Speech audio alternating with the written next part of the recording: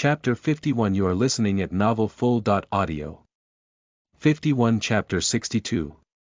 You killed her, Graham.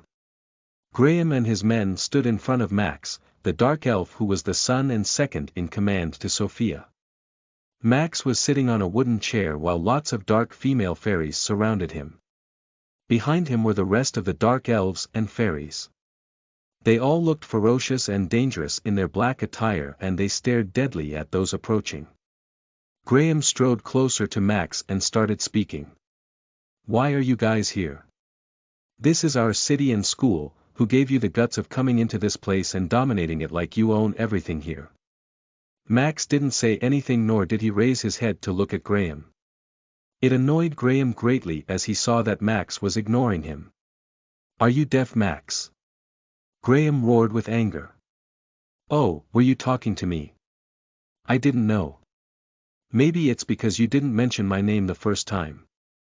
Max replied, and then he carefully stood up from where he was seated and stood face-to-face with Graham. Max's chest was touching Graham's and their heads were touching each other. Both students stared into each other's eyes with hate and disgust. I can't believe you still remembered my name. Did you still haven't forgotten about her? I guess you must be thinking of my girlfriend all your life. Max whispered, but it wasn't so silent enough for the others to hear. What the hell are you talking about? Graham replied. You killed her, Graham. You killed my girlfriend. Max's voice raised a little bit higher than before. Why? Is it because she loves me and not you? She has been your friend since kids, but you failed to ask her out. I then asked her to be my girlfriend and she accepted. What's so wrong with what she did? Does she deserve the death of a friend like you? I didn't kill her, she died because of the stupid mistake she made in having a relationship with you. You are a dark elf while she is a light elf. Light and dark are not meant together. Graham said. Oh, so you just knew this now? When we used to be friends back then, you didn't say this. You didn't discriminate between the two of us. You changed everything with your parents' affluence. I guess you're still Mummy's child as you have been all your life. Max said, and Graham lifted his hands to slap him, but Max was able to stop him midway. I'm not the strong Max you knew back then. I don't have to depend on fake rings like the one on your finger. Max said as he glared at Graham's hand that he held mid-air. Leave this school alone. You do not belong here and we will never be in the same school together. I'm sure whatever your mum is plotting will never be accepted by my mother. You mean the resigned dean of the light creatures? What authority does she have after she resigned from her position? Whatever she says, only the king can decide who he favors. You or your mother can't stop us from residing in this city and this school. I want you to assume everything is accomplished already, because the next thing you'll see is that we all will be moving to our old school. Far from your imagination, the king will never accept such a thing when he knew you guys are just a bunch of thieves and covetous beings, Graham said. Now you're crossing the line. Max grimaced his face slightly. I will cross the line and you can't stop me from saying what is on my mind. Yes, I killed Sunny. I killed her because I hate you, Max. I hate you for being the boyfriend to the person I love. After you asked her out, I summoned courage and told Sunny about my feelings, but she said I was too late. But what was so annoying was when she said that even if you didn't to her, she still wouldn't date me. She thought of me as only a friend, which is heartbreaking. Our families thought of us as couples. My parents and her parents have approved for us to marry each other. But then, she said she can't date me. But she chose you, who met her in middle school and accepted to be your girlfriend. Why wouldn't I kill her for that fact? Graham confessed. Max breathed shakily as he heard this. The memories of Sunny's death were still fresh in his mind. He started feeling a rage burning within himself, and hearing Graham still talking about it angered him more, to the point where he couldn't hold in the anger that was in him, and he finally punched Graham in the face. Shut your fucking mouth up. You have the guts to say all of this without shame or anything. You deserve to die. The elves and fairies from both sides were wondering how Graham could be so cruel as this. The only ones that weren't surprised by this fact were the Graham men. They knew how vicious Graham was. Cruel and capable of doing lots of bad things. Although, this was the first time they would hear that Graham killed someone. They doubted it could be true. Graham may be vicious but not to the point of killing someone. They wouldn't have believed this if it hadn't come from his mouth. Graham spat out the blood in his mind and cleaned his bleeding lips. You son of bitch, dare to lay your hands on me. You'll pay for this. Two elves emerged out of nowhere and crouched below Graham. Master, we'll get rid of him for you, the elf said. No, punish him as best as you can. I need to teach this idiot a lesson he will never forget. Graham said.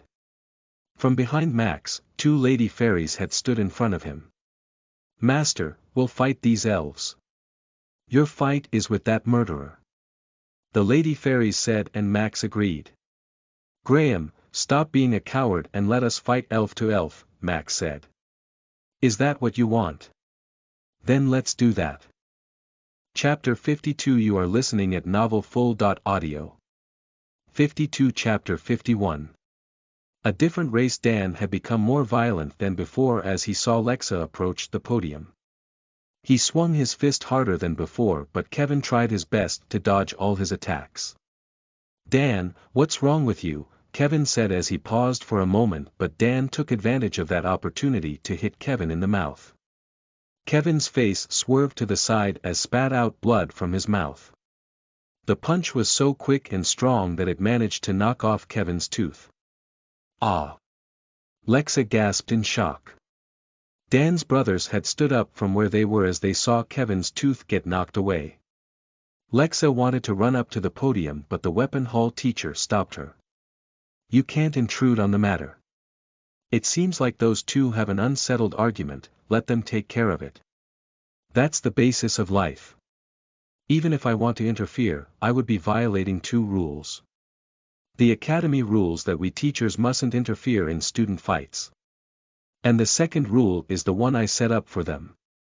Let's wait till one of them reaches his limit, then I'll stop them then.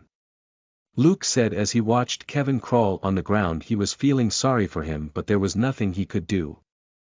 As he glanced at Kevin, something in his mind was telling him that he would stand up and fight back. The way he fought with Dan wasn't the way he had been fighting the other students. It seems like he's trying to stop himself from hitting his friend, but the other guy was getting more violent in a second. God knows what happened between the two. This is not the first time a fight like this would happen in the weapon hall. I can't get myself into trouble like the fight that occurred last year and 2 years ago. I'll just watch and stop them when the time is right.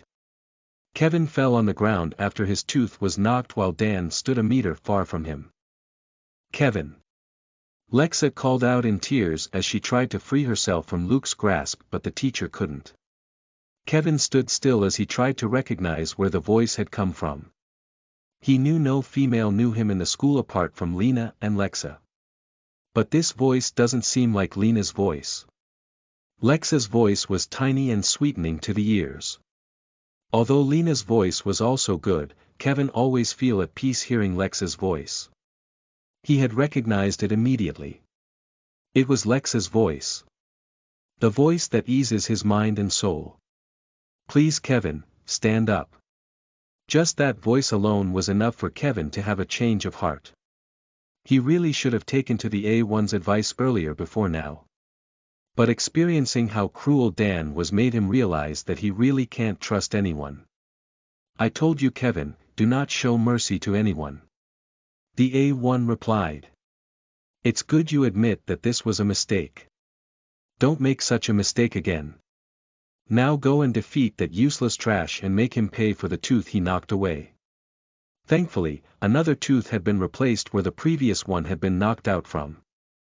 Another tooth had replaced it immediately as if nothing was removed from it before. Is this also part of the trilling abilities? Kevin asked the A1. Yes, it is a natural skill to regenerate back. You can regenerate your wings, arms, or foot. But you need mana to regenerate things like that. The tooth thing doesn't need much mana. Same for the healing abilities. Only if you have large wounds will it use an enormous amount of mana.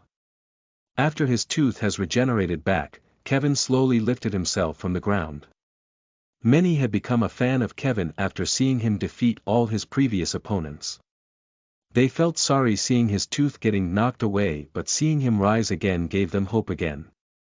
They cheered him on as he stood as if nothing happened to him at all.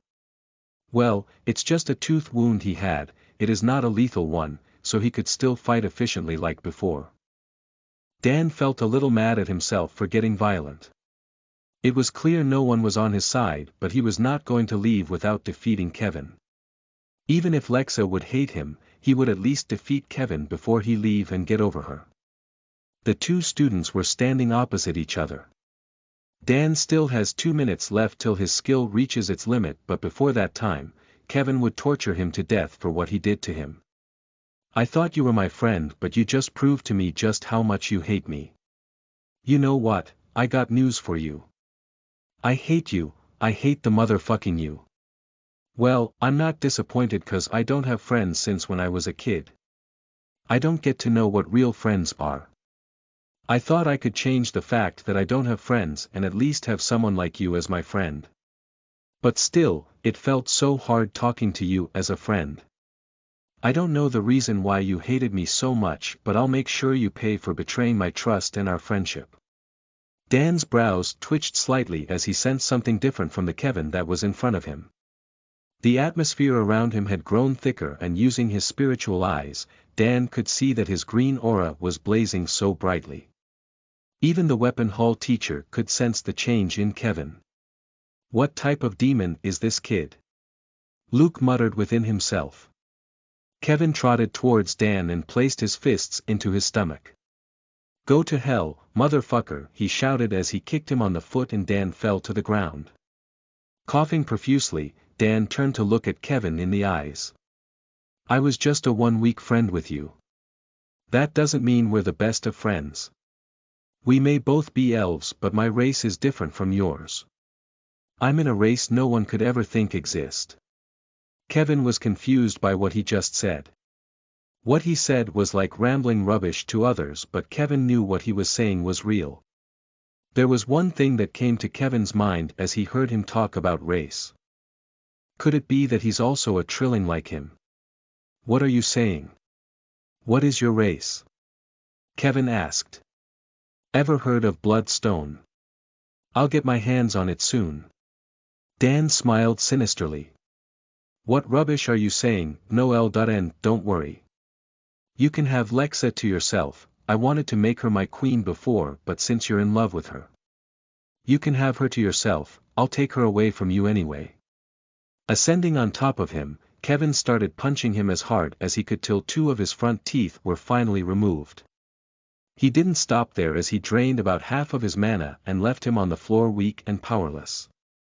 Despite all these, the students kept on cheering Kevin for the justice he made to Dan.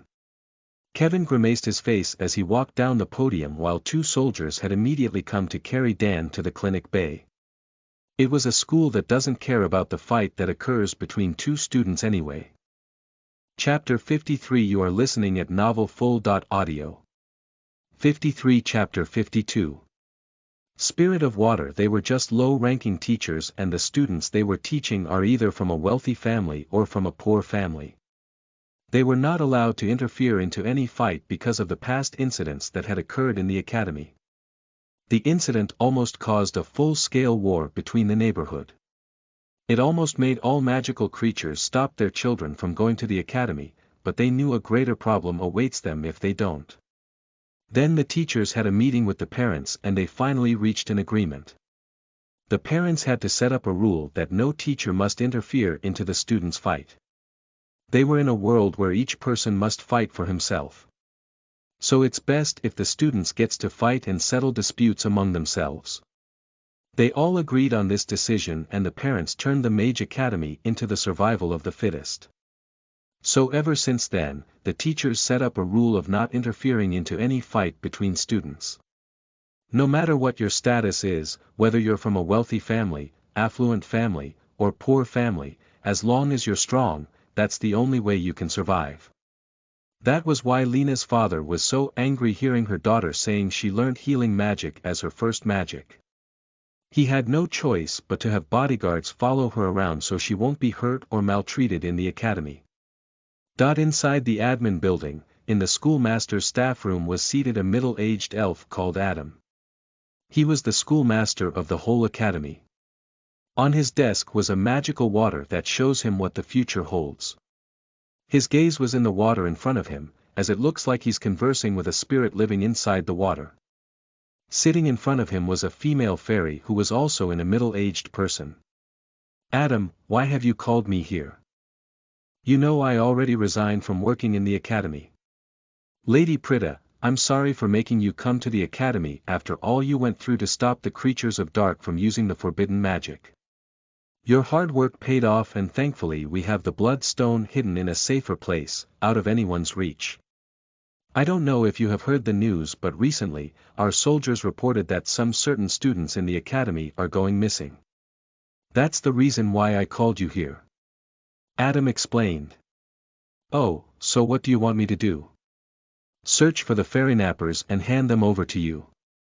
Prita said rudely as she turned her face to the side, looking at the wall. Her arms were crossed on each other as she had an angry look on her face. That's not what I'm trying to say. Lady Prita, the spirit of water spoke to me today. She showed me what will happen in the future. Danger is coming. What exactly is the danger and what does that have to do with me? Prita objected, still facing the wall. Dean Prita of the Creatures of Light, it has a lot to do with you. As Adam called Prita that name, her brows had twitched slightly as she threw a glanceful look at the schoolmaster. What did you just say? She asked. Your daughter. You should search for your daughter, she might be in danger right now, he replied. Immediately, Prita had stood up from her seat and had dashed out of the schoolmaster's office. She didn't wait to close the door as she quickly ran into her daughter's dorm room, only to find no one. She left the dorm room as she started searching through all the classes she could be. Adam sighed deeply as he conversed with the spirit of water again. They are here, the creatures of dark are here. A gentle lady voice whispered to Adam. This is not going to be good. The future is all up to Prita's hands now. No, she can't change the future. The creatures of the dark and the light will become one. It will no longer be named Mage Academy. The teachings and everything will change. The half-vampires half-fairy will emerge and steal the blood stone. It can't be changed anymore. It can only be conquered by the rightful person. The spirit of the waters prophesied. Half-vampire, half-fairy. Do they exist? And who is the rightful person you're talking about? Adam asked. The Trilling will conquer them. He will take possession of the blood stone and it will be used for good. It may take long before he retrieve the blood stone but he's presently on the right path.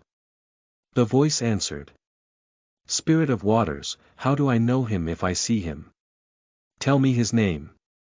No, give me a hint. Adam requested. You will know him when the time comes. Remember. He's the last Trilling. Or the whole magical creatures will perish. Bring the creatures of dark and light together. Only then can you defeat the real enemy. Lots of things will happen. Be the one who calls for unity. Goodbye for now. The voice of the spirit faded and Adam sighed softly. A Trilling. He repeated. As soon as Kevin got down from the podium, Lexa had immediately rushed to meet him. Are you okay, Kevin? Are you hurt anywhere? She asked, checking every part of his body for any injuries. He smiled amusingly and stared into her face. It's okay, Lexa. I'm okay. Huh, your teeth. How did you? Lexa said, noticing that Kevin's tooth was back in its place after it was knocked out by Dan. It's a secret, Lexa. Don't worry about it. Kevin replied. Ahem. The teacher cleared his throat to call the attention of the class. He just received a call from the schoolmaster, and from the tone of the call, it looked serious. I want everyone to head into their dorm rooms now. This is the schoolmaster's order. Classes are ending for today. Go now. He shouted for the students to go, but at that moment, a few soldiers have barged into the hall. Master. The wounded kid disappeared on our way to the clinic. One of the soldiers reported. What? There's another bigger problem. The creatures of the dark have left their city and are already in the academy. All the teachers have gathered at the entrance. Chapter 54. You are listening at novelfull.audio. 54. Chapter 53. Creatures of the dark. In the land of the light creatures, everyone rushed out of the hall to see what was going on. Kevin was surprised to hear Dan disappear all of a sudden. Dan's brothers had approached Kevin and Lexa as they ran towards the entrance. Is it true? Our brother disappeared. Reed asked. Reed, I think something is happening to your brother. He's not who he seems to be. What do you mean? He kept on telling me that he's from a different race.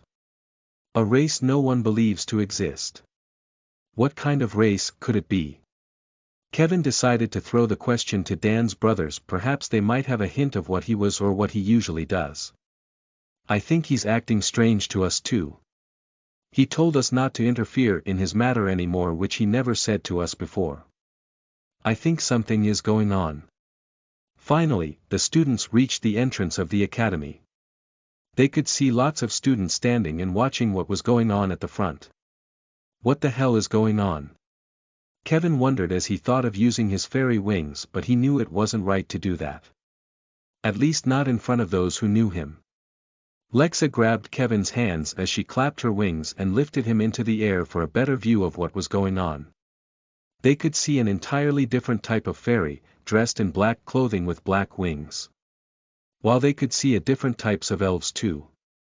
Their clothing was also black and they have a dark aura surrounding them. Who are they? Kevin asked. Creatures of the dark. We used to live together until they chose to separate themselves from us because of the bloodstone. Lexa explained. Bloodstone. Kevin recalled Dan talking about something like this. Does it have something to do with the creatures of the dark that just emerged? Yes, it is a very powerful magic stone that brings either good or evil to the world.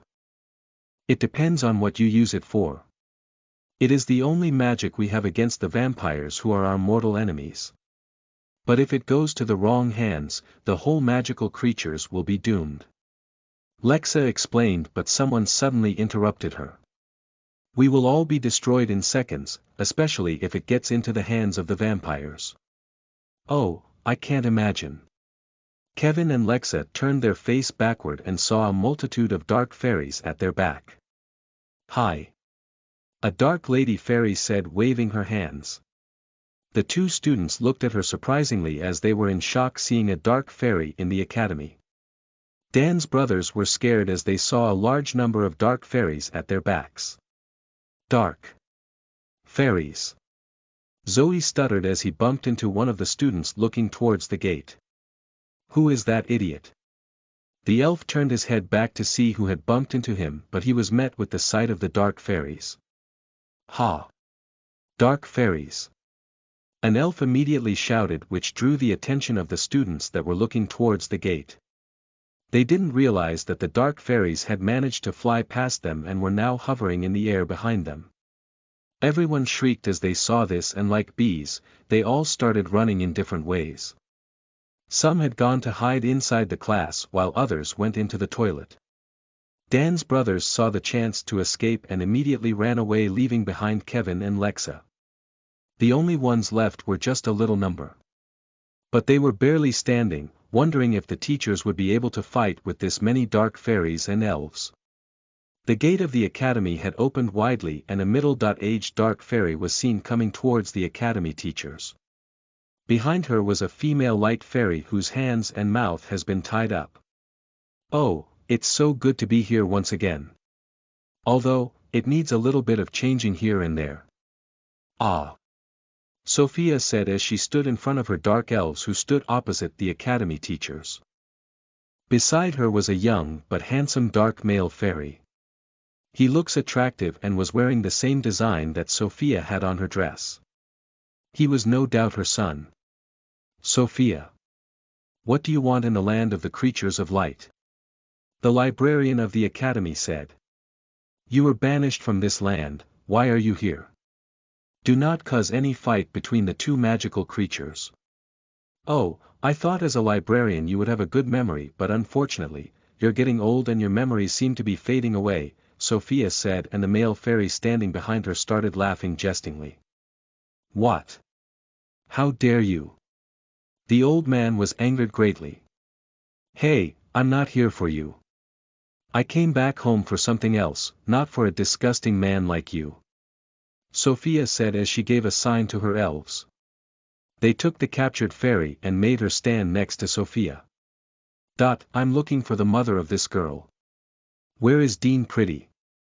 Sophia requested, but a group of soldiers had drawn her attention as they emerged from her left. Halt! Behold the king's word. A young man appearing to be the messenger of the king said as he brought out a scroll. The king of the creature of light has noticed the arrival of strangers in the land. Therefore he seeks an explanation of why they are here from the representative of the strangers. His Royal Highness has requested for the representative to be teleported to his palace at the moment. I am the representative and I wish to bring this young fairy lady with me, Sophia said as she grabbed the fairy by the shoulders and walked towards the teleporter. But before she left, she glanced at the male fairy. Max, you're in charge till I come back. Be watchful and don't do anything rashly. Stick to the plan, huh? Yes, mother. He replied in a deep but not too deep masculine voice. It was the normal voice of every male. Written on his face was an evil smile as he watched his mother and a few teachers disappeared after entering the teleporter. Time for my plan, guys. I forgot to say this. Thanks to a dry 2018 and Monomanga for the gifts and power stones. Thanks to all my supporters, sorry I couldn't mention all of your names. But each of you guys are so special to me. Chapter 55. You are listening at novelfull.audio. 55. Chapter 54. The butt on the cock. Most of the teachers who were anxious to know why Sophia had come to the city of the creatures of light had also followed after her to the palace. Right after Sophia and everyone had been taken away from the academy, the 20.4 bullies of the academy had come out of nowhere. They all had their hoodies on them as usual. The 6 dragons, as they were nicknamed, were wearing red-colored hoodies this time, while the 4 elves who were nicknamed Lover Boy and the gang, were in blue-colored hoodies. And the last group who were the strongest, most affluent, and most popular children of the school. They were 14 elves and fairies. Each one of them came from a wealthy family, but the wealthiest of them all was Graham. He was the leader of all 20.4 bullies. It is not your regular bully who hides in the shadows not to get punished or not. They were the type of bullies that no one, not even the king, could stop their act. They do not accept elves or fairies from poor families to join their group. They can only join the local gangs, about 100 in number, which they call any time they plan to riot or gang up against a gang group in the city. These local gangs are not students. No, Graham forbade them from thinking of studying in the academy. Their job is to rob the market stalls and elf hunters who went out to hunt beasts. The king tried his best to capture these men, but with the magic they had, they were able to escape from the palace soldiers. Their magic is top level, fire, water, ice, and earth magic. They were a strong gang, but apart from that, they have a stolen warlock spell book where they learn different types of spells and magic tricks. They were able to perform magic tricks that mages were forbidden to learn and use. Only the warlocks and witches of the city were able to use such magic. But since they were not mages, they were able to learn the skill freely. The bullies of the academy were approaching the strangers that appeared in their academy, the creatures of the dark. Matt, that's Lexa and the elf over there. Go, do whatever you want to do with him and bring my boys back here. I need to show these dark idiots that we're the boss of this school. Yes, Graham, Matt said as he glanced toward Kevin and smirked devilishly. And remember, the girl is mine. If you dare betray me, you'll be done for. Graham threatened Matt. While Graham walked towards Max, the second in command of the creatures of the dark, Matt went toward Kevin with his 3 other men. Creatures of light. Come on out. Graham intended to drive the fear that was in the hearts of his schoolmates away. Why the hell are you hiding because of these lost barbarians? This is our school, our land, our city, our home. Why do you have to behave like cowards? The 2 groups of creatures of darkness that were standing opposite each other started laughing. The first group was standing close to the gate while the other group was by the admin block. Max, who was the second in command of the creature of the dark, was standing by the first group standing close to the gate. Kevin and Lexa had found a place to sit at the admin block. Although they were not attacked by the group of dark fairies, the 2 students, especially Kevin, were having a difficult time chasing away the lady fairies that were now surrounding him. System, what do I do? Kevin lamented as he tried to free himself from the fairies that were hugging and romancing his body. They didn't even mind the fact that Lexa was sitting beside him. Arf! Who are these crazy fairies? Lexa grinned angrily. She was getting annoyed seeing other fairies touching the skin of her crush. But what could she do? She's not the owner of the body. Kevin will stop the girls when he feels like it. But why in the world is he not stopping? Lexa said as she glanced at Kevin and saw him looking like a dummy. Unknown to her that Kevin was under the fairy's charm and he was finding it difficult to control himself. System, do something. Kevin shouted in his mind as he watched his body act against his will. He was romancing one of the dark fairy's bodies and right in front of him, the dark fairy who appeared to be the leader of the group started walking toward him. And when she got close to Kevin, she sat on his lap, her butt pressing against his cock. Holy heavens! What is this? System. I'm sorry Kev, I'm trying my best to increase your resistance against the charm but it is too strong. There are dozens of dark fairies using the charm spell on you. Wait a little bit, I'll try and stop this madness now. The A1 system said. How many minutes are you going to use this time around? It's just a few minutes, like 10 to 20 minutes. No. That's too long. This blonde fairy in front of me is doing something strange to me. It is something I never did before. Do you hate it? The system asked. No, it's not like I hate it. I'm just worried about Lexa. She must be so pissed seeing another lady doing this to me. Kevin replied. The only thing you can do to get out of their charm is to fly away from their reach. Fly away. You mean, with my fairy wing? I mean trilling wings. My secret will be revealed to the public that I'm a trilling, would that be fine with you? That not. It's just a suggestion that I really wouldn't support. Even if you sprout your wings and fly away, you cannot outrun flying experts like them. You're still an amateur when it comes to flight racing. So it's a bad suggestion. Then why did you suggest it? Immediately, Kevin felt the fairy's butt on his cock again. Ow wow. He moaned. But beside him, someone was getting impatient and angry. Okay, I've had enough of this, Lexa said, standing up. Chapter 56. You are listening at novelfull.audio. 56. Chapter 55. Different magic. Forcing herself to stand up, Lexa grabbed the hands of the dark fairy sitting on Kevin's feet. That's when she saw it. Kevin's eyes were glowing green. The fairies had used a day's skill on Kevin. He would be acting against his will. Now she understood why Kevin was like this. She had once seen her sister use the skill on an elf because he didn't fall for her beauty. She said the elf would do whatever she tells him to do even if she orders him to kill himself. The families of the male elf tried to cancel the charm but they were unable to. Despite all the spells they tried using to save their son, it was all to no avail. But she could recall her sister telling her that there was only one way they could stop it. Unfortunately, she didn't pay much attention to her words back then, so she didn't remember what she said. "What do you want, loser?" the dark fairy said as she clasped her hands from Lexa. She turned around and was now facing Kevin as she sat on his lap. "What a cute elf you are. It's been a long time since we last saw someone as cute as you. We're stuck with 10 ugly males," the fairy lamented. She signaled for the other girls to leave while she sat more comfortably on his lap, her chest squeezing on Kevin's chest. She smiled in a seductive way as her hands ran down his cheek.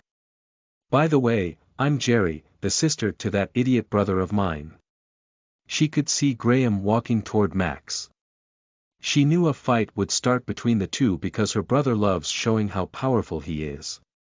He wouldn't settle for peace. Jerry also had that chaotic spirit in her. It is something that runs in their blood.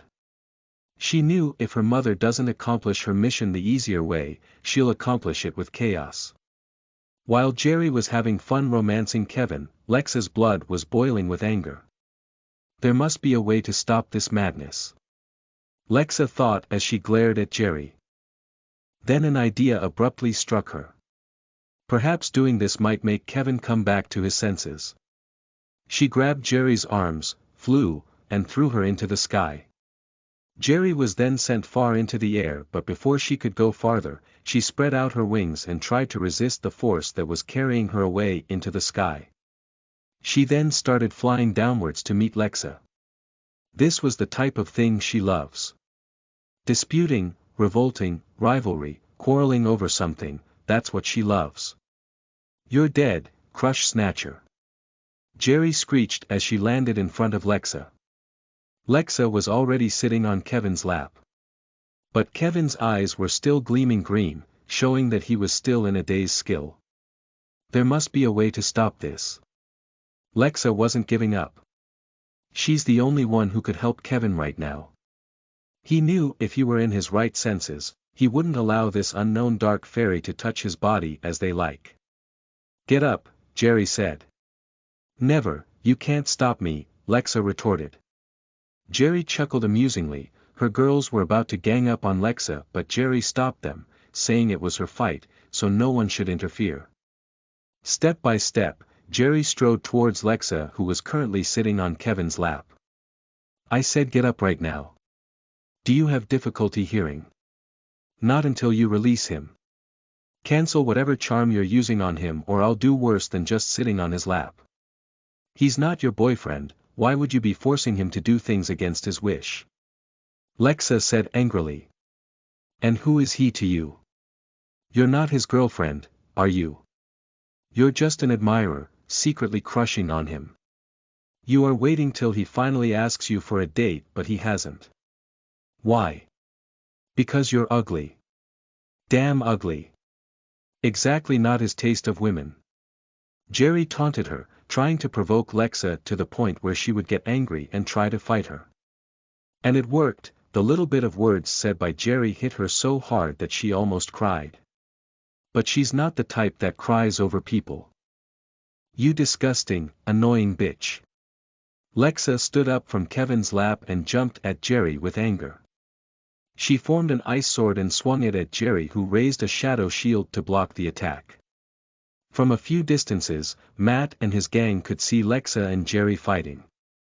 They weren't surprised she was fighting a dark fairy until they saw Jerry. The dark fairy used shadow magic to block Lexa's attack. "What? Shadow magic?" one of Matt's men exclaimed, and the others raised their heads to see. "Is that not rare? Shadow magic. Something we were forbidden to learn," another said. "It is just like our lightning magic, only the strongest person could learn something like that." Just as the magical creatures were separated as dark and light creatures, the magics they could learn were also separated as dark magic and light magic. Shadow magic was one of the magics of the dark fairies. They have a series of magic like transformation magic, the ability to transform into different animals, e.g. bats, minotaur, lion, bees, and other dangerous animals, etc. And into other creatures like an ogre, trolls, humans, etc., cloning magic, summoning magic, mind-controlling magic and many others. If a light creature were to learn magic like the ones mentioned above, including shadow magic, he would be called a criminal for breaking the rules of the creatures of light and dark. Although there are magics both creatures were able to learn, it is limited to only one, and it is just fire magic. The two girls had gone violent as both started attacking each other, injuring themselves as they did this. "Boss, what do we do? I think the girls are fighting over Kevin." Matt sighed and a little frown appeared on his face. "That Kevin guy, he's one lucky bastard. Let's wait for a little bit. I'll give a signal when it's time." Matt's eyes was on the shadow magic that Jerry was using. He wished he could learn something like that. It would be so great to have that type of magic as his second magic.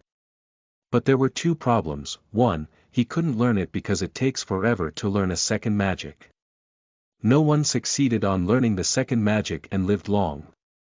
The second problem was that, they were forbidden from learning the shadow magic. It belonged to the creatures of the dark. In the midst of his thought, someone had suddenly tugged his arm. "Boss, do you notice this also? The girls are fighting over Kevin, but he's not interfering. He's been on that same spot without moving or doing anything. Don't you think it looks suspicious?" Just wait, as I told you, I don't care what the fuck is wrong with him." Matt replied, still not taking his eyes off Jerry. Swinging down her ice sword, Lexa managed to cut through Jerry's shoulder and blood was drawn. So far, the two girls have been cutting through each other, but none managed to cause a large wound as Lexa's. You'll pay for this." Jerry had been taking the fight easy from the beginning, but seeing that she'll lose if she keeps it up, she decided to go violent. Lexa saw the determination on her face and then a weak smile appeared on her face. She was also taking it easy with her, thinking Jerry will reconsider, but it doesn't seem like she will, so she decided to go violent. Jerry lifted her two fists and two huge fireballs appeared in her hands. She sent the balls at Lexa, who immediately placed her hands on the ground and wide ice shield emerged from the ground, knocking the fireballs away. "I'm not stopping until you set Kevin free. System, are you still unable to do something about it?" Kevin grinned. "I think I have a solution. The only way this spell can be broken is if Lexa, who is not using any spell on you, kisses you on the lips." "What? Kiss me?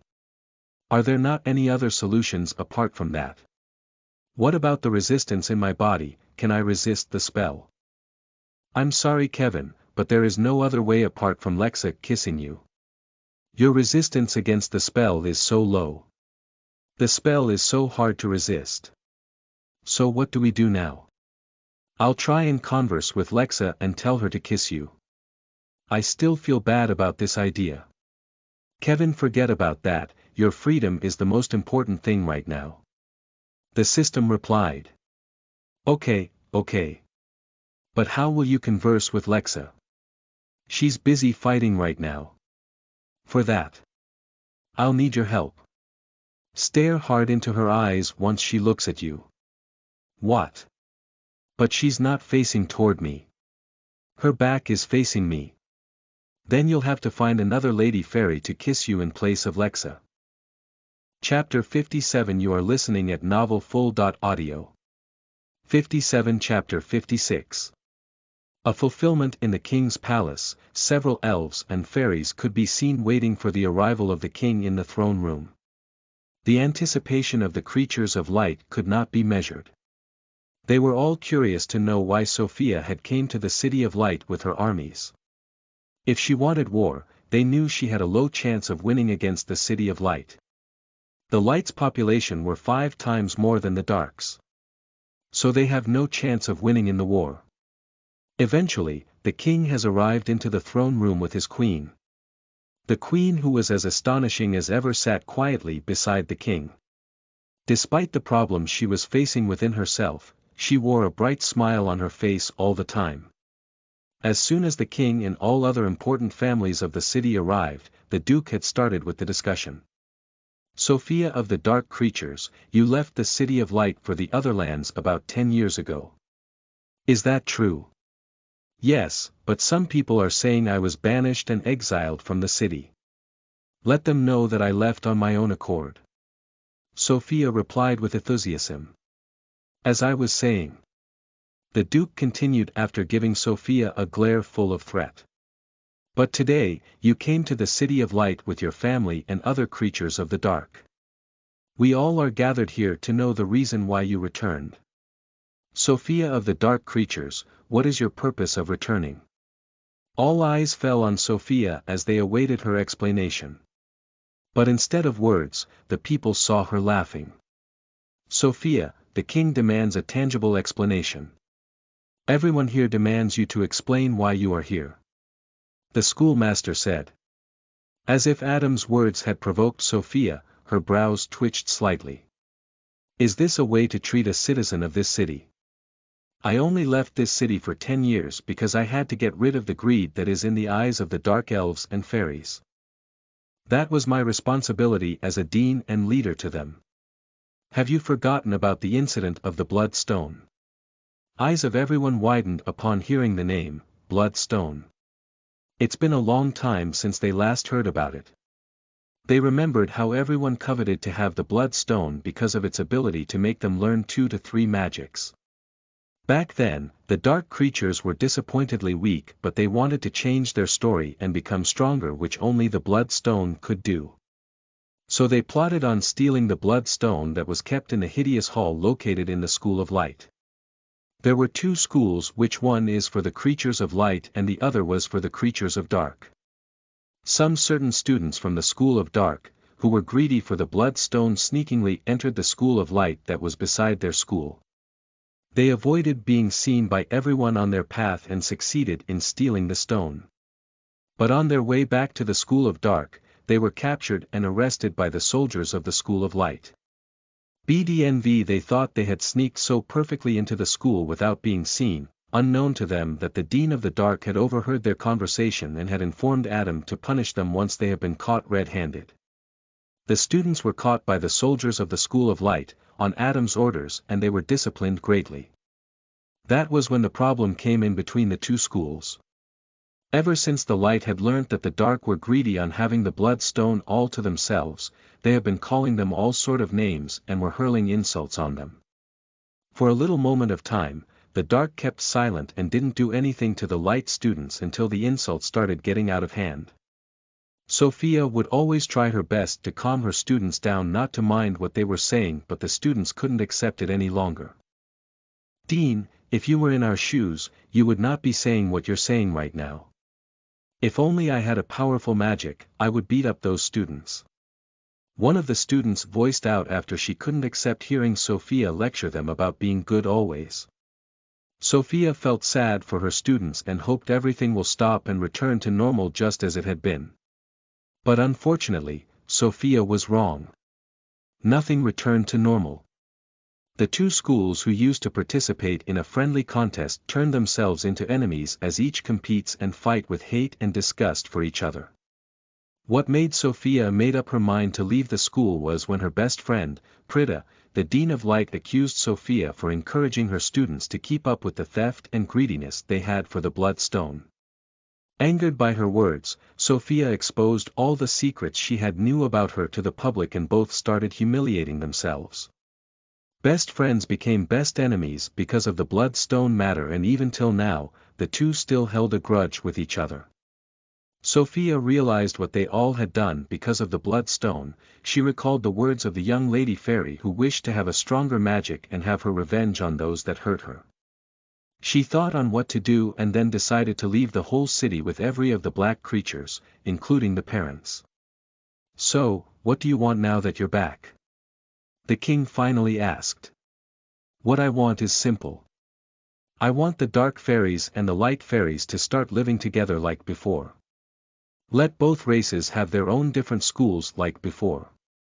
Make me the dean of the dark creatures while Prita will be the dean of the light creatures. Let both schools have a competition among each other.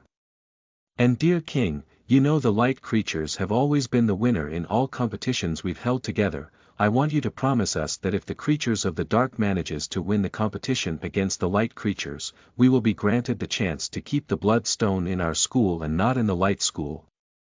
Everyone had a groan leaving their mouths as they listened to the demands of Sophia. The king sighed as he turned his gaze toward the queen beside him. He signaled for her to give her own opinions about the matter. The queen, Evelyn, silently cleared her throat as she started speaking. She had the smile on her face as always, and everyone loves it when she talks. She was highly respected and adored by most women because of how unshakable she was despite the fact that she was barren. Although most people knew she had a child back when she was still young. But the child wasn't considered a part of them because he was a human. So most people thought Evelyn was being punished for having a relationship with a human and would be barren for 18 years because of that. She is in her 16th year, so she still have hope of having a child soon. Everyone believed she would, including the king. That's why the king decided not to take in any concubines or wife apart from her. It is an impossible but yet possible task, Your Highness. I would suggest you ask for the opinions of those who would be controlling the school. Let them cast a vote, and that will decide it if we will fulfill Sophia's request or not. That's my suggestion, Your Highness. Evelyn replied. Everyone had a smile on their face after hearing the queen's suggestion. They didn't just love the queen because of her virtuality but because of how wisely she speaks most of the time. They all glanced at Sophia as if to show her that she'll be put to shame soon. But they were upon seeing her smiling more brightly than ever. What's wrong with her? She's smiling. It seems like she's not afraid of the results. Does she think we will side with her wishes? Her smile is freaking me out. The teachers started saying all sort of words, but Sophia didn't budge as she acted herself and kept on smiling. She tilted her heads to look at her men. Using one of her magics, she communicated with her men telepathically. If Plan B fails, we'll have to go for Plan C. We'll create a war starting from the throne room. Understood. Notify the other soldiers to get ready. I'll be dealing with the minds of these silly teachers here. A grin formed on her cheek as she glanced at each of the teachers. That was when someone had entered the throne room. Where's my daughter, you bitch? Chapter 58. You are listening at novelfull.audio. 58. Chapter 57. Awakening. Standing on top of the hill was Dan. He had a long sword in his hands and blood could be seen splattered on his face. He had changed his attire into a black princely robe. He had just fought with some men on his way to the hill. A few men on horses approached him and stopped as soon as they got to the top of the hill. They all got down from their horses and bowed to him. Your Highness, your father, the king awaits you in the vampire kingdom. Dan, who had his gaze fixed on the academy, slowly brought his face to glance at the men that were beside him. That was when he spotted someone familiar. Bryce. What are you doing here? Did you also awaken your power? Dan asked excitedly. No, Dan, his case is different from yours. Bryce is a half-elf, half-vampire like you. But he mustn't awaken his powers because he has a special assignment to do for you while you keep on reigning as the royal blood vampire. One of the vampires said. He was the leader of the group and looks more muscular than the others. Okay, I understand, Dan said as he turned his face away. All the men that were with him are all vampires, blood-sucker creatures. They are capable of draining people's blood to death. Although Dan didn't like the sound of draining people's blood and despises people who do that, he couldn't deny the fact that he was also a part of the people he despises. He would also be sucking blood like every one of his other families. He would kill innocent lives just to satisfy his needs and to get stronger. At first, he felt it was a bad thing to do, but lately, after experiencing how strong Kevin was, Dan decided to accept his fate. There was this guy Dan met when he was still in high school, Harry. He used to spy on Dan all the time, which Dan disliked. The spying didn't stop even after Dan entered the Mage Academy. On the very first day they entered the academy, when Kevin and Dan had gone to the library to read, Dan saw the guy again, spying on him. But he won't let him go this time around, so he left Kevin inside the library and went after Harry. Harry had also wanted to speak with Dan for a very long time, and now was the right time. He planned on making Dan follow after him. So he exited the library and made his way toward the roof of the dorm building. Dan followed after him and made sure he didn't lose sight of him till they got to the roof. He wanted to know the reason why Harry always spies and follows him around, so he chased after him as he goes up to the roof of the dormitory building. But before Harry passed through the door of the roof, Dan grabbed his hands and dragged him into the roof with him. As soon as the two students got to the roof, they both started a fight all of a sudden. But the winner was clear, as Dan was defeated by Harry with just a few punches and kicks here and there. That was when Harry explained his reason for following him all around secretly. He explained that Dan doesn't smell like an elf or fairy, and not even a human, but rather a vampire. What is a vampire? I know you would have noticed that you are weak and are not capable of learning strong magic, unlike other people. Although Dan will be able to learn magic due to his vampiric nature, his magic will be weak, and it will be for a limited time. Vampires are creatures who are unable to learn magic, but because Dan's mother was an elf, Dan was able to create magic before he finally awakened his true self. Awakening his true self meant becoming a vampire and not an elf. The vampire trait was more than the elf trait in his body, so he could either become a vampire or stay as he is without being able to use the powers of both races as he wished. Dan wanted to stay as he was, but he knew he would never become the strong person he had always imagined. He wanted to test out the capabilities of being a vampire, but he wouldn't be able to do so if he doesn't awaken his true self. He ignored Harry's words and explanation as he headed back to his dorm room, but ever since then, Dan did not see Harry again until later. On the night before Dan and Kevin fought in the weapon hall class, Harry appeared to him again and asked if he had thought about the matter. Dan was still unsure of this, so he told Harry to wait for a little more time. He wanted to know if he was so useless in his current state and had thought of sparring with some of the students in the school. Luckily for him, he fought with Kevin and then realized how weak he was. Out of rage and jealousy, Dan had called for Harry and they proceeded on the awakening process of turning him into a full vampire.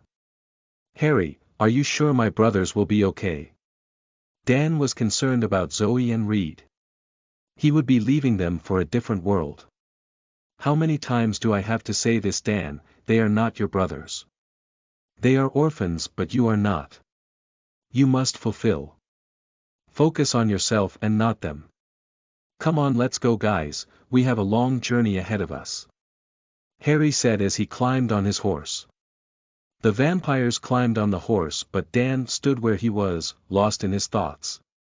Apart from his used-to-be brothers, Dan was worried about Lexa, and he would be honest, he felt bad for fighting Kevin and for the hateful words he said to him. "What did I do? Why did I mess up everything?" Kevin lamented as he rested on the white horse that was in front of him. It was the horse he would be riding to the vampire world. The vampires glanced and waited for Dan to climb the horse, but he didn't and just bowed his face down as he rested on the horse. "Hey! Let's go!" Harry was getting annoyed and had called out for him. But when he saw that Dan won't listen, he got down from his horse. Placing a piece of clothing on his nose, Dan fell asleep immediately. Harry sighed as he pat Dan on the shoulder. "Don't worry, you'll get over it once you reach the vampire world." Mass release ongoing. Chapter 59. You are listening at novelfull.audio. 59. Chapter 58. The King's Decision. Where is my daughter? Prita said as she ran towards Sophia and grabbed the collar of her shirt. "I know you took her, you thief. You want to take my daughter like you and your students took the Bloodstone 10 years ago. And why do you think I took your daughter? Is she a Bloodstone? Or perhaps she has blood magic running in her veins into her heart? Get away from me, Prita." Sophia kicked her away from her, but Prita came at her again. No, you get out of here. Get out of this paradise and back to your trashy land. We don't need you here, we don't want you. The soldiers that were in the palace had moved closer to stop the two from engaging in any fight. Oh geez, what are you going to do if I don't leave? Gang up against me with your ridiculous students. They are not ridiculous students. One of the teachers raised his voice. The soldiers tried to drag Prita away from Sophia, but she built an oval dome using her wind magic, enveloping both the two of them inside the dome. The teachers had moved closer to the dome as they tried to stop the two adults from fighting each other, but they were unable to do anything. I'm not letting this bitch alone until she tells me where my daughter is. Prita pressed her hands on Sophia's neck. But despite this, Sophia was calm and didn't attack. Prita, please let's resolve this matter. Adam finally said. Your Highness, can you see what's going on now? Sophia yelled with all of her might so everyone could hear her words. She raised her two hands as she continued speaking amidst being choked by Prita. You guys can see that I'm not attacking anyone. I came in peace and you all see that. Prita, get away from her at once. The king roared. Don't you see that we are discussing before you came in? You would be punished for disobeying the king's orders if you keep on hesitating to stop. Slowly, Prita released her hands from Sophia's neck, but she still had her eyes fixed on Sophia. Prita, step away from Sophia now, Adam demanded. At first, she hesitated, but subsequently, she started moving backward from Sophia and then cancelled the dome. Everyone heaved a sigh of relief as soon as the dome was brought down. They all went to their places and the king ordered the two adults to stand far away from each other. Your Highness, I hope you've already considered our negotiation done, cause I won't be waiting for you to hear the thoughts and suggestions of the heads of the school, Sophia said. No, not after I was almost strangled to death by one of their former teachers. But the king has not made his decisions. A teacher objected. He will now. Sophia giggled to herself. She glared directly into the eyes of the king and her mouth silently chanted a spell. After saying a few words, an evil smile ran across her face. He's just as weak as every other elf. His mind is easily penetrable. Sophia smirked within herself. Your Highness, so what is your decision? Should we continue as the queen as suggested? Adam asked, and Sophia was more than glad as she heard him ask the question. Now repeat whatever I say, dear king, and once I'm done talking, I want you to do as I say. Remember, all that you'll be saying comes from your mouth and mind. Sophia said, eyes locked on the king's. Her mind control spell was active and was used on the king to achieve her goal. She had first wanted to use it on the teachers who would be voting for and against her demands, but now it seems like using it on the king would be much better. I have thought about Sophia's request. And I've given it a decision. I won't be going by the queen's verdict this time around. The queen was shocked as she heard this. If she were to check, this was the first time the king won't be heeding her advice. But the queen, as cool as ever, didn't even frown her face. She kept the smile on her face as always and accepted what the king said. It's a good thing the queen didn't object to the king's decision, otherwise it would be harder to ignore the queen's advice. Evelyn was such a gentle girl since when she was a kid, and everyone knows that. So she's not going to get angry. At least not in public like this. That's a matter later between the two couples. Sophia said as she continued with her mind control spell on the king. Therefore, just as Sophia had requested. I want it to be done as she wishes. Let the Mage Academy turn to the School of Dark and Light Creatures. Let the borders be opened for the parents from the dark creatures to enter. Give them houses they could live in. Make sure it is located in a place far from where the light creatures are. Set a rule that anyone that trespasses the dark land will be punished strictly. Both he and his family will be punished. Let there be deans for both schools, while Adam will be the head of the two schools just like before. The syllabus and teachings should change to how it once was 15 years ago. That's my decision. Do whatever Sophia wishes. Everyone has been dismissed, I need to rest my head, I'm having a headache. But Your Highness. The teachers had all started complaining. Still, under Sophia's control, the king replied to the teachers. Are you all challenging my order? Do you want to be punished? Then do as I say. The dark creatures are now allowed to reside with the light creatures. Put an end to every class that's going on today and move the students to the former school. Use magic to redesign all the areas that need design. Chapter 60. You are listening at novelfull.audio. 60. Chapter 59. Copy magic, what did you do to me? Lexa yelled at Jerry. She was stuck at a point, her feet were sinking into the ground and her hands were behind her back, cuffed by Jerry's shadow magic. I told you already. You can't defeat me. I can use 2 magics at once, but you light guys are so weak and pathetic. It would be fun when my mother's plan finally grinds out. I'll beat all of you assholes. Jerry said, but she started seeing the shadows she used on Lexa unfolding and canceling. The shadow that was below Lexa's feet and hands had faded away and then, she felt her own shadow sinking her to the ground. What is going on, who is doing this shit? Jerry shouted as she tried to use her shadow magic to stop the shadow that was sinking her to the ground. She tried to stop the shadows but she was stuck to the ground, unable to use her magic anymore. It was clear that someone was using shadow magic on her. But who could it be? I'm the only creature of the dark that learned this magic. Is there anyone else who managed to learn but kept it a secret from me? Jerry wondered, but she knew it was crazy for such a person to fight her instead of defending her. She tried to use her magic once again to free herself, but she saw that it was of no use. The ground had swallowed her up to the chest and she was neither able to use her hand nor her feet due to this. She raised her head and saw someone walking toward her.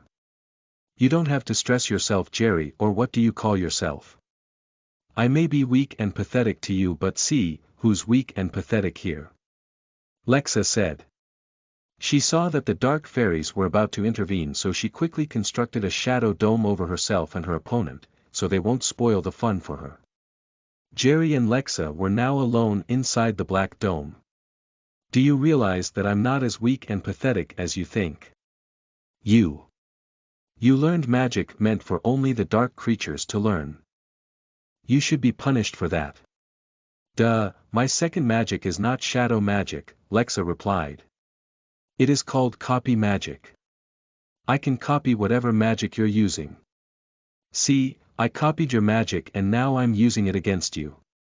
Jerry smiled, seeing that Lexa had magic equal to hers. This was what she wanted, to compete with someone as strong as her. Ever since she learned the shadow ability, all the fights she had with others had been so easy because none of their magic was as strong as hers. But now, she finally saw someone who had the same strong magic as hers. This is an opportunity to know how strong she is against someone as strong as her. Do you think you can win against me even if we fight again?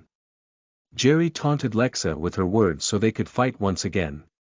You do not have the experience I have in using the shadow. You will easily be beaten by me just like I defeated you in the first fight. I would love to see you try. Defeat me while you're still stuck inside the ground. Ah. That's funny. That's cheating. Come on, we won't cancel the dome, let us both fight it out for one last time and see who's stronger and more experienced. Jerry persuaded her, but still, Lexa wouldn't agree to her words. Do you want me to promise you then? You want your crush to be released, right? Then defeat me. If you manage to defeat me this time, I'll leave him alone to you and wouldn't bother any one of you again. This is a promise, I swear with everything I have. Jerry said. Lexa was silent for a while as she thought about what Jerry was saying. But she still wasn't convinced. I would try and find a way to set him free without your help, Lexa said with false hope. She still can't remember what her sister told her about the antidote to the day's spell back then. Jerry smiled amusingly. How? How will you be able to do that, tell me? There is only one way to do that, and that is if I set him free voluntarily. If you don't fight me and win, I won't let him go. Jerry explained. Then I'll find someone else to set him free, Lexa replied, her hands folding against each other. Come on girl, no one else will be able to set him free apart from me. Not even the fairies I have with me will be able to set him free. Then I'll torture you till you finally set him free. Ah ah, ah ah ah, ah ah ah ah. My brother and mum will come for your head. And believe me, you won't be spared at all. Jerry laughed boisterously. After hearing all the excuses that Jerry was giving, Lexa came to think of it. Would she be able to set Kevin free if she didn't release this lady? Won't it cause a lot of problems in the future? She didn't want her father to be worried about her. So she thought of Jerry's words once again and made her final decision. Is that what you want? A fight between the two of us? Okay, let's do this, but you must not go back on your promise. Lexa said as she released Jerry from the bondage she was, and the two gawked at each other while standing opposite themselves. Jerry positioned her hands on the ground and another shadow dome was formed. What are you doing? Lexa wondered. This is the second dome, so no one would be able to escape or summon any power beyond this dome, Jerry answered. Who knows, your magic may be able to summon birds or bats. Then let's make it 3, that way I won't be able to escape and you won't be able to escape. The fight will be a fair one. Lexa smiled.